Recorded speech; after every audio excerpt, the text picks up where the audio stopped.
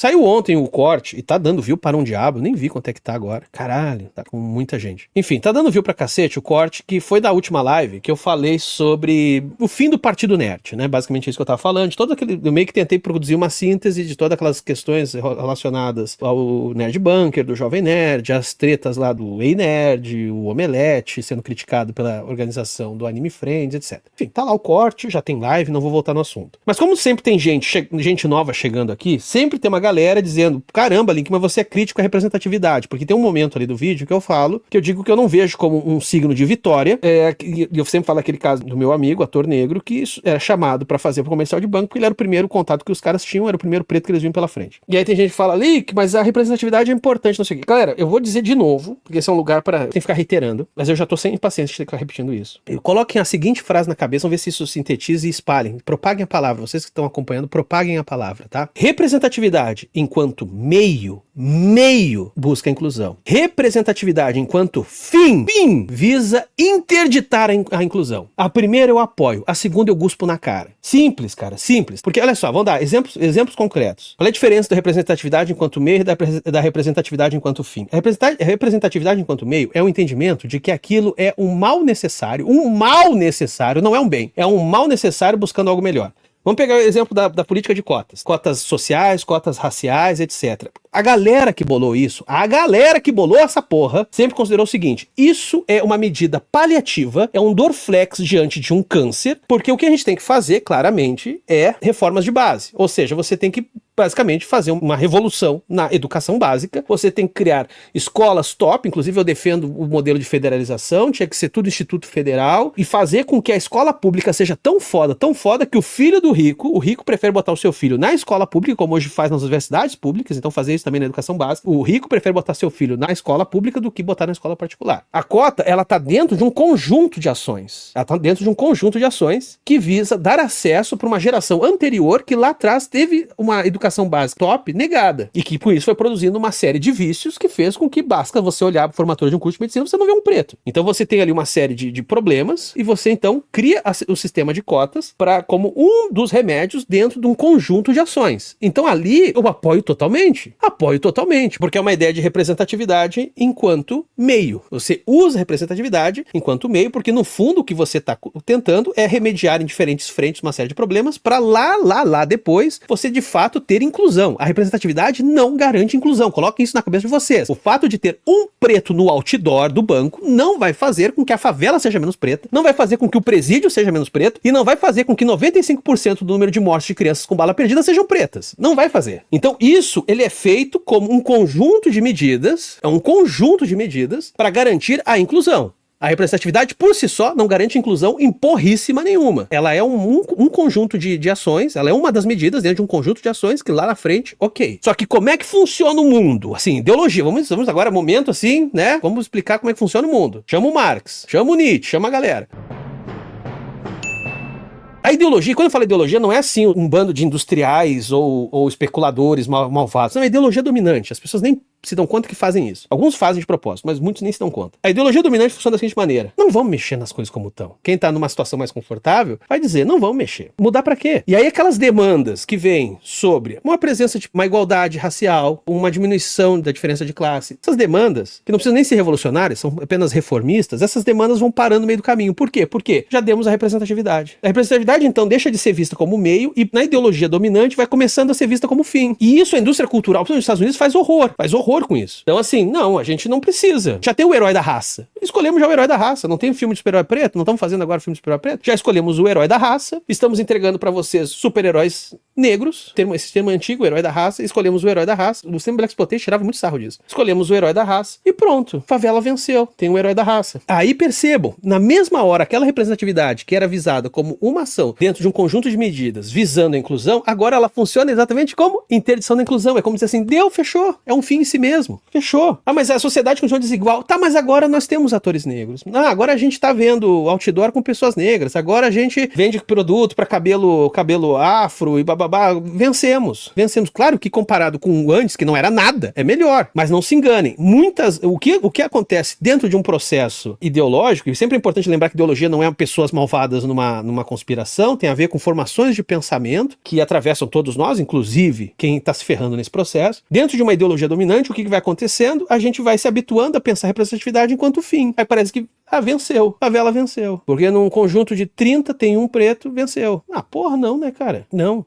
Representatividade, vou repetir, representatividade enquanto meio visa a inclusão. Representatividade enquanto fim visa impedir a inclusão. E isso é um negócio tão perverso que às vezes vocês vão ver pessoas que pertencem a essas minorias defendendo isso. Por quê? Porque esses são os que deram bem, tá ligado? São os que se deram bem nesse processo, eles viraram o token ali do rolê e eles operam para interditar que mais gente chega, porque eles têm medo de perder o lado deles também, o que é compreensível. Por isso que às vezes vocês vão ver pessoas que fazem parte de uma determinada minoria defendendo essa ideia de representatividade enquanto um fim em si mesmo. Por quê? Porque para eles é benéfico. Eles viraram o herói da raça. Eles viraram o herói, e é o herói da raça, eu uso o termo genérico, pode ser o herói do grupo trans, é o trans querido de todo mundo, é o gay querido de todo mundo, é o token do rolê. Então que fique muito bem claro isso, para quem tem dúvida. Sou a favor de cotas sociais e raciais, mas quem bolou isso sabe que o triunfo... Uma vez a Marina Silva falou isso e o PT caiu em cima. Foi uma das coisas mais idiotas que a PTzada uma vez fez por pura implicância. A Marina estava certíssima. Uma vez a Marina falou assim, cota social e racial, elas dão certo quando a gente acaba com elas. E é exatamente isso. É a mesma lógica do Bolsa Família. Mesma lógica do Bolsa Família.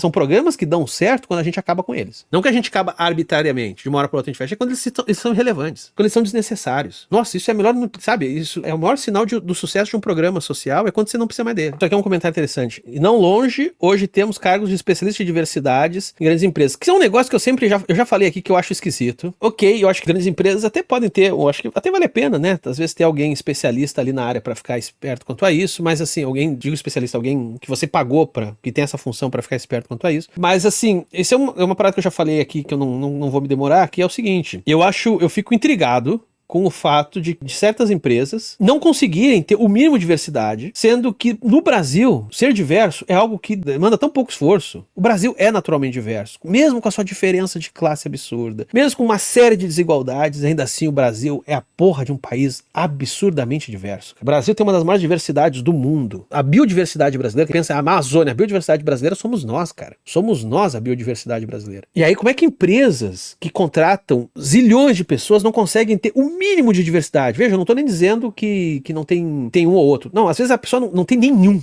nada, zero.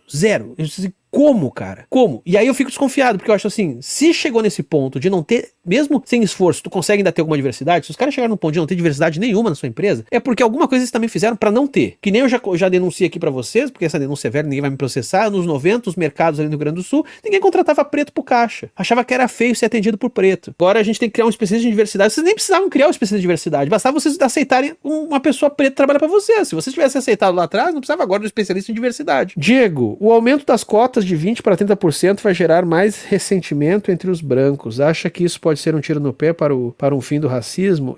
Eu já falei isso aqui, a minha opinião continua sendo essa. Eu acho que as políticas afirmativas, as políticas de inclusão, não podem desconsiderar, não podem chegar a dizer assim, mas é o certo. Sabe assim, o que eu quero dizer é o seguinte, toda vez que alguém tenta ganhar alguma coisa, botando a moral embaixo do braço, essa é a receita para essa pessoa depois ter suas pregas terrivelmente violadas. Porque o que acontece é o seguinte, mesmo que você esteja fazendo a coisa certa, se você não pensar minimamente como que essa coisa certa que você entende que está fazendo está repercutindo entre os outros, corre o risco de você se fuder bonito nesse processo. E eu já falei aqui, as políticas de inclusão, muito do jeito como elas são feitas, não estou dizendo que seja necessariamente o caso aí das cotas, mas as políticas de inclusão, do jeito que elas são feitas, do jeito que elas foram feitas nas últimas décadas, lá dos anos 2010 para cá mais ou menos, é uma fábrica de ressentimento. Isso é constatável.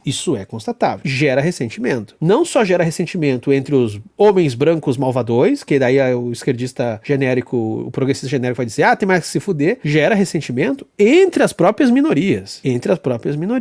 Então o homem negro começa a se incomodar com a mulher trans ficando à frente dele numa cota, eventualmente, ou ele sentindo que às vezes nem é verdade, tem que pensar as coisas no nível da sensação, com o cara sentindo que ele tá perdendo a cota pra uma mulher trans, ele sendo um homem negro, às vezes de periferia ou coisa que seja, só que evangélico, tá ligado? Aí já tu começa a fazer cruzamentos e aí tu vai querendo essas guerras, inclusive entre as tais minorias, basta ver a treta mais emblemática que nós temos, são das feministas radicais versus pessoas trans. Do jeito do jeito que essas questões foram conduzidas, do jeito que muitas políticas públicas foram montadas, essa parada virou um nascedouro de ressentimento. E aí você tem que parar e pensar, como é que a gente faz? Então, porque simplesmente cruzar os braços não fazer também, daí também não é isso. Mas e como é que a gente vai fazer? Acho que tem que ser levado em conta, sim. A Simone falou, mas esse sentimento existiria de qualquer forma. Mais ou menos. Eu acho que não. Eu acho que ele tem como ser... É que daí é a pororoca da desgraça, né? Ou seja, esse ressentimento, sim, ele já existe em alguma dose. Só que ele é fomentado, às vezes, por políticas que não são as mais delicadas, vamos dizer, para tratar essas coisas.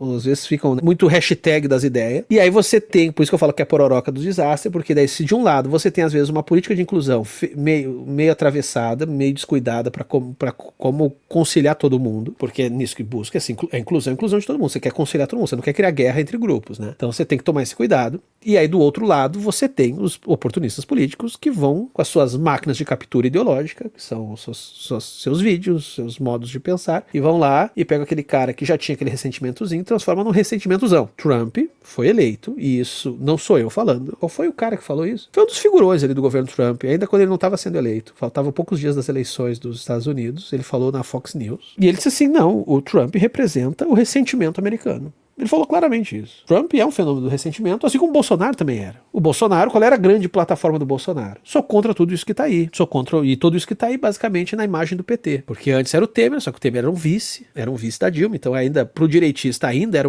uma imagem do PT. Era o antipetismo, mas é uma coisa, é um ressentimento, é uma pura reação, sacou? É um pensamento reativo. O pessoal às vezes pensa, mas não teria como ser de outro jeito. Teria, tem como ser de outro jeito. Outro jeito é dizer assim, olha, o que teve antes a gente não gosta mesmo, mas eu quero focar no que eu acredito. Bolsonaro nunca focou no que ele acredita. Bolsonaro focou em falar mal daqueles que ele não acreditava. Tanto que quando virou governo, não tinha... Qual era a propaganda? Qual era a pauta do governo? Não tinha governo. Entregou tudo pro Centrão, ficava apenas com meia dúzia de pauta de costume pra volta e meia inflar a população. Não tinha governo. Lógico que não ia ter governo. O pessoal fala, se o governo Bolsonaro for ruim. Não, ele não foi ruim. Não tinha governo. Pra chamar de governo ruim, primeiro tem que ter governo. Então, assim, o que eu continuo falando e defendendo é que eu acho que essas políticas de inclusão, elas têm que sim considerar o efeito psicológico do ressentimento. Eu acho que tem que considerar, porque se você não cuida disso, vai por mim. Agora eu vou falar um negócio, não posso citar nomes, mas vai por mim. E isso tá crescendo entre setores progressistas. Para um caralho.